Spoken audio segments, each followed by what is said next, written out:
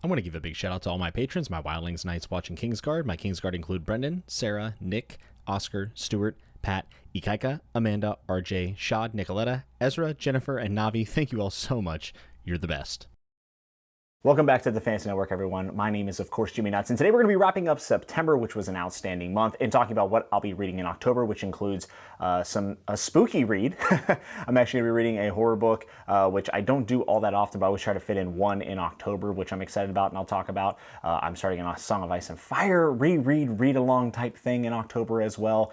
And just like we've done in the 2 months prior, we'll be doing the random book selection from my Patreon, where they pick a book, and then I spin them all on a wheel, and we get to pick that. And I think that's become like my favorite thing in BookTube and on my channel, because it's just kind of madness, and I'm all about it. So that's going to be coming up in a little bit, but let's wrap up September. September was strong. It was absolutely a phenomenal month for me, and I think that is mainly because I've just been excited about what I'm reading. Whether it be the random Patreon pick or things that I've just had in a lineup, I always try to stack the end of the year and end strong. And September was kind of the beginning of that momentum building, and it was awesome. So the first book that I read was Hyperion by Dan Simmons. This was one that was actually on the Patreon wheel, but I ended up just reading it because I'm very intrigued to kind of make my way through sci-fi through the decades. And I've done Dune, I've done Foundation, and Hyperion felt like a natural progression after that.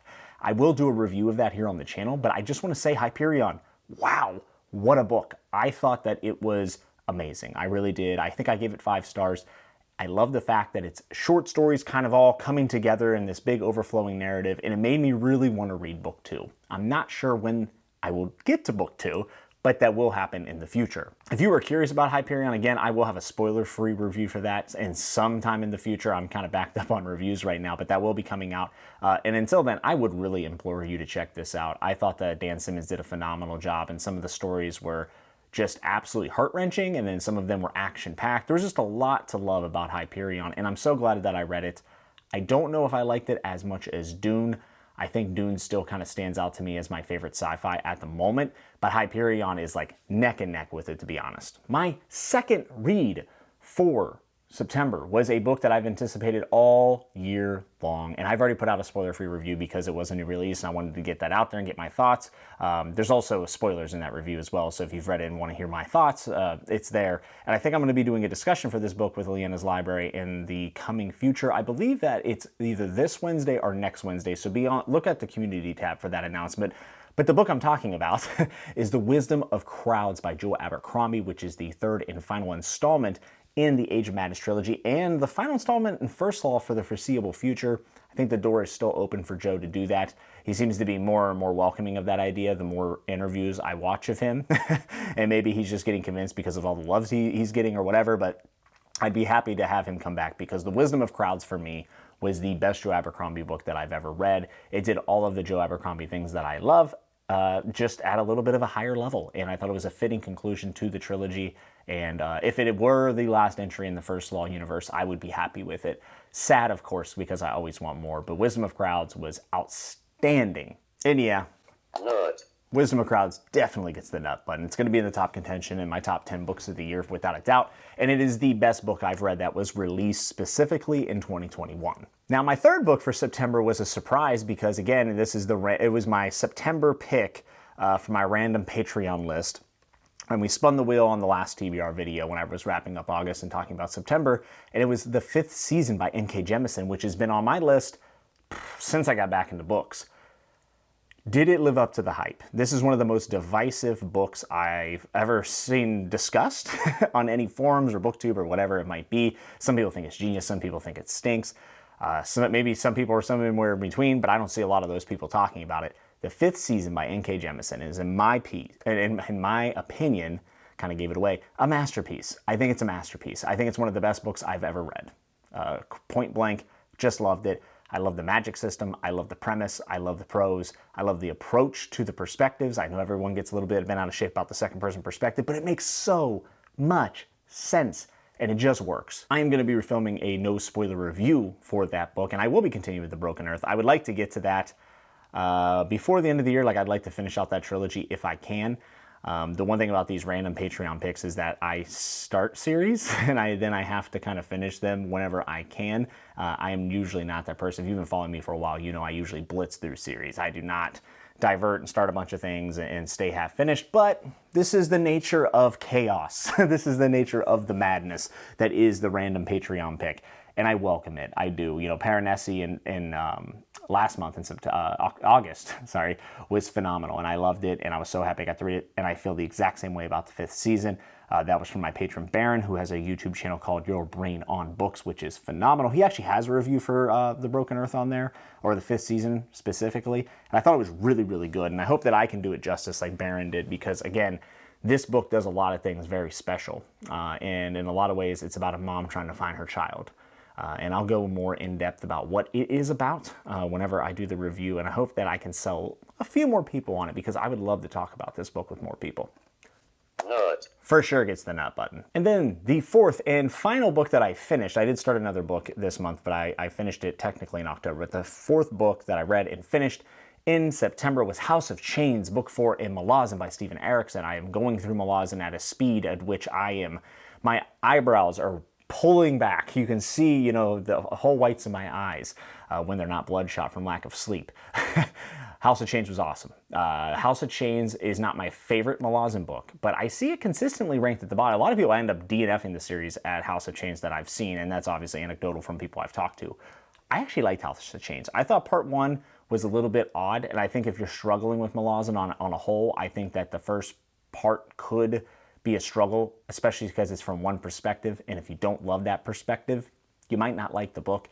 I wouldn't say I was in love from page 1, but when I look at House of Chains as a whole, I love that contained story that it tells, and all the things that it does to further the overall plot is nice, but just House of Chains as a tale, I really liked it. I thought it was great, and I think I'm a little bit higher on it than most people who have read it, and of course I will be doing a review for that. It's going to be a spoiler review, and if you're a Malazan fan watching this, I need you to do me a favor. So I've done 2 no spoiler reviews and like a discussion. I did 1 discussion. I'm thinking about I was going to do all spoiler reviews, right? Like me talking to the camera just like this. But I think what I might do instead for my reviews is just do a discussion, bring on people like Philip Chase, Rhythma, AP, Iskar, just people that I want to talk about with, you know, the series, Alan, Andy Smith, those kind of people. Instead of doing the review, and I would still be giving my thoughts on it, but I would be doing it in a long-form discussion format. I feel like it's a little awkward talking about Malazan in front of a camera by myself. Not to say that those videos don't have worth, they do, and a lot of people do, and they do it very, very well. I just feel like for what I'm getting out of the series, it makes me want to talk about it more, and I don't know if I can justify spending an hour and a half yelling at the camera whenever I would rather have someone talking back, I think. So just let me know, would you prefer just a spoiler review kind of like this, or would you prefer discussions reviewing the book with other people's perspectives as well? Just let me know down in the comments if you're a Malazan fan and what you're kind of looking for from that content. I haven't made my mind up yet. I'm definitely going to do a Memories of Ice spoiler video because I have so many notes on it. But House of Chains onward, I may just do discussions as my review. So let me know, please, down in the comments. Sorry, that was super long-winded. And then a book that I started here in September, basically I ended House of Chains, and I was on a high note with Malazan, so I started Midnight Tides. I started book 5 immediately, and I wasn't supposed to read it to the end of October, but I'm kind of gotten bit by the Malazan bug, man. I'm really into it. I'm really enjoying it. I like what Erikson's doing, and I feel like he's just getting better every single time.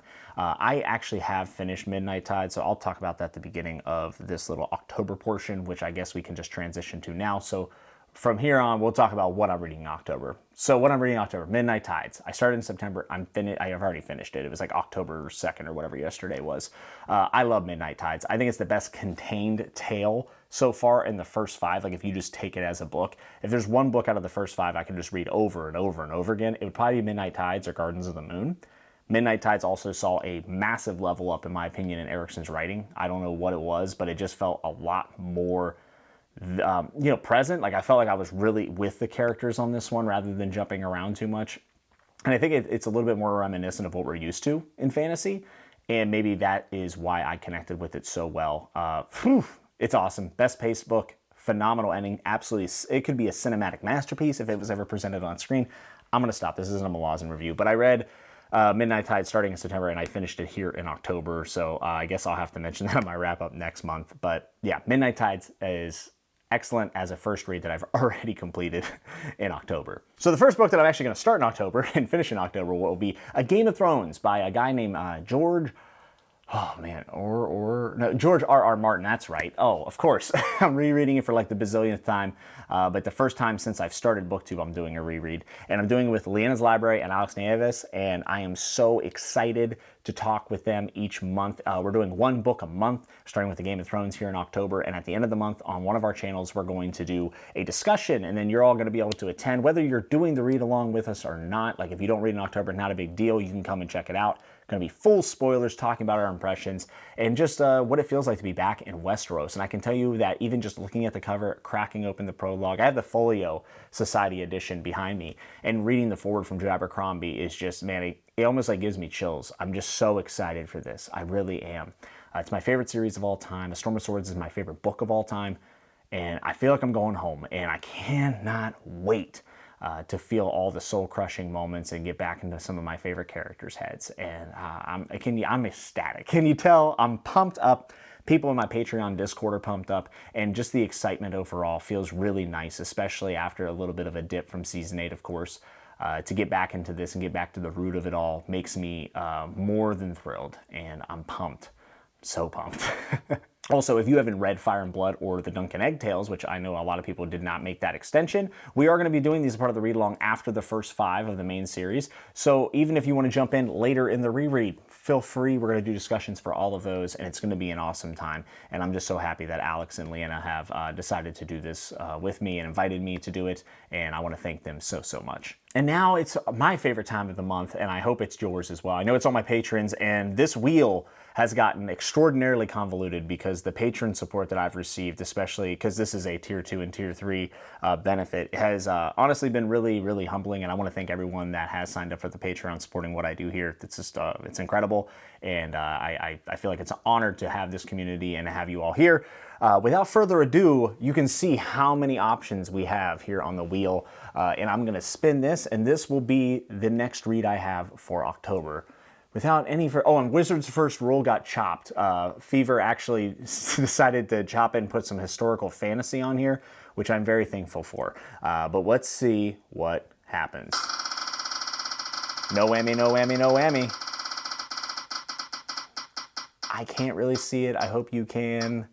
Last time I fought to focus it. I'm not going to do that this time. And it is, you probably can know it before me, Amanda, my good friend Amanda, who's been a patron since the beginning and a avid Robin Hobb fan and a Rainwild Chronicles supporter and defender. She has recommended Library at Mount Char. I know very little about this book. I remember looking it up whenever she proposed it, and it looks like that will be one of my October reads. And I'm very, very excited about that. Good luck to everyone next month, and your picks will carry over unless you would like to change them. But congratulations, Amanda. I know she's going to be really excited about this because she really wanted me to read it. And I'm pumped because, again, this is the third book that was nowhere on my TBR that is so random. And I'll probably end up loving it just as well as the other two. So, Amanda, congratulations, and thank you so much for the recommendation. So, Midnight Tide's already done, but I got to read Game of Thrones. I have to read Library at Mount Char, which is going to be really fun. And then the third book is actually not really fantasy. It's Only Good Indians by Stephen Graham Jones, and I'm going to be doing a buddy read with Rhythmoff for this. I don't know if we're going to make any content surrounding this, if we'll do a discussion or not, but it's just one of those things where Rid's one of my best friends, and we want to read a book together. And we always have fun when we read books at the same time. We did a lot of Robin Hobb stuff around the same time, and that was a delight. So we said, let's do something spooky. Let's do Only Good Indians. And this is a book that I bought months and months and months and months ago, and I always like to do horror in October. I generally default to Stephen King, but I've read a lot of Stephen King this year.